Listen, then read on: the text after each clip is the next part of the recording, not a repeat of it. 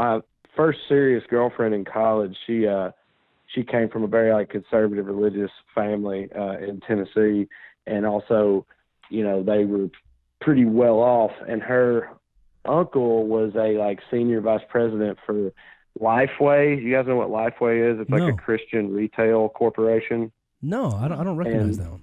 Yeah, I don't know how far reaching they are, but I mean, I've seen them around the country, but it's like a corporate Christian bookstore chain, like a Barnes and Noble, but for Jesus. Okay, gotcha, right? Gotcha.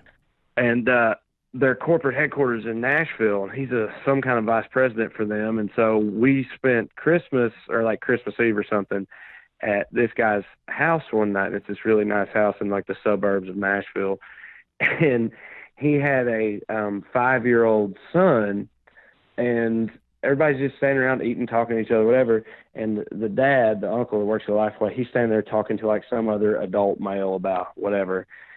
And his little 5-year-old son comes up to him, like, you know, tugs on his jacket, and he's like, "Daddy, Daddy." And everybody kind of sees this. Everybody stops and is watching, you know, because it's like, oh, something cute's about to happen. You know what I mean? So everybody's paying attention. And he stops. He's, "Oh, excuse me.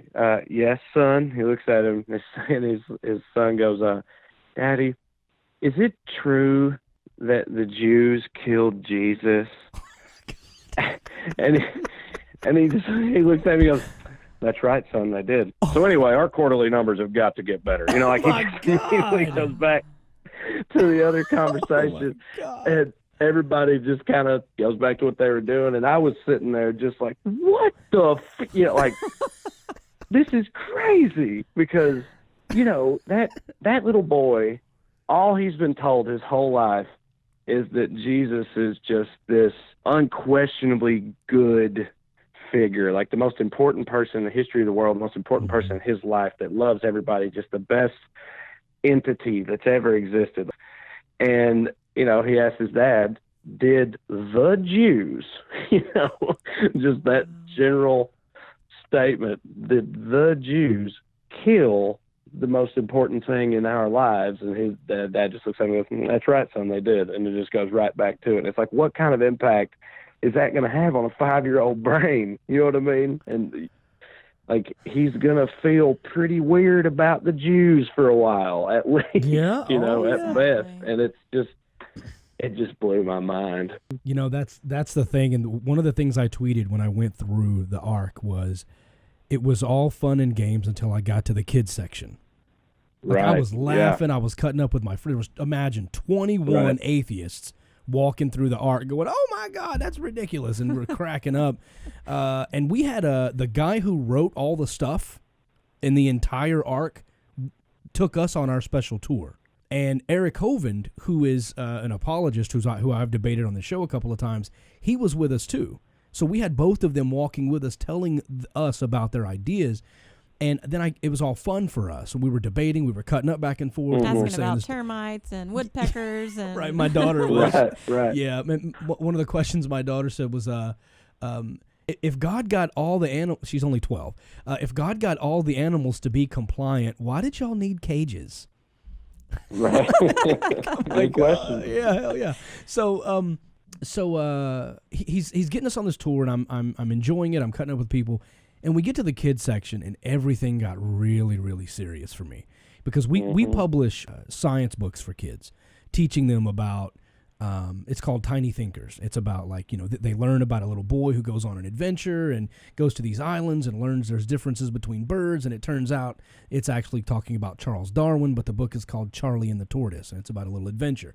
I take a lot of pride in that, teaching kids about scientists and inviting them to go on adventures. Staring into this bookcase, looking at these pictures of the ark and seeing, you know, giraffes sticking out of a boat, dinosaurs on a boat, Jesus riding a T-Rex type stuff.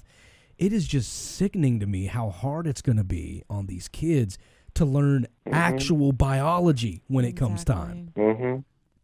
Yeah, well, you know, first of all, Brandy, if you wouldn't care, would you send me an email for some links to some of those books if you don't care? Because I got little boys, 3 and a 4-year-old, so I'd be interested in those. Those sound pretty awesome. But that's why I also take that very seriously too. And that's, the video you referenced that I did about the ark, that's like where it ended up, was like my main concern with it is like, look, whatever. If you want to do this thing and spend all this money on it, that's fine, except for the fact that there was actually a lot of taxpayer money in there too, which is not at all fine, but still, generally speaking. But when you talk about like taking field trips to it and stuff like that, and having grown up in the Bible Belt, I know there's going to be public schools that at least try to go there and things, and take these field trips. And that's when it becomes not okay to me, because they're going to present it all as science and truth and fact. And I mean, a kid doesn't know. They don't know any better. So,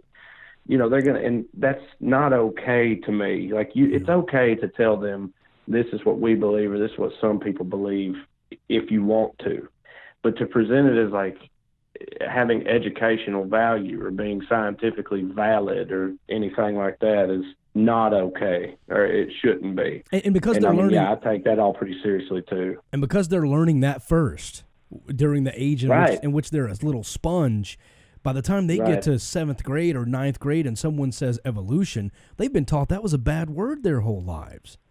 They've been taught that was from the devil. When I was 5 years old, I walked out of my bedroom and I said, "Mom, I bet a baby demon would be cute."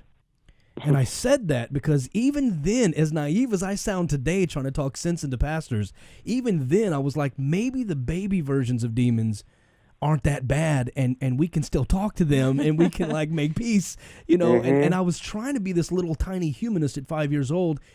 Trae, she took me to the bathtub and washed my mouth out with soap.